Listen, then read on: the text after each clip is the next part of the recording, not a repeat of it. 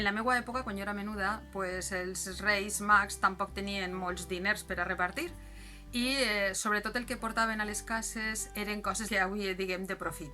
Pijames, calcetins, braguetes, calçotets, depenia.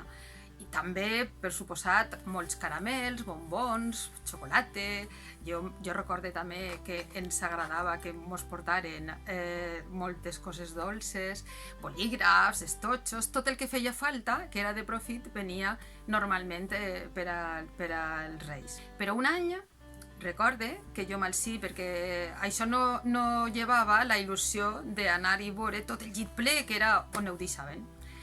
Un any mal sí, com tots els anys, molt pronte de matí, me n'aní cara al llit dels meus pares i de sobte vaig veure en un raconet una nina preciosa que et girava el cap i que cantava una cançó per a dormir. I és que era la nina de la germana major de la cançoneta que ens cantaven en la televisió als menudets en aquella època, Vamos a la... Ya va siendo hora de que lo piquen, lo mayamos hasta la cama.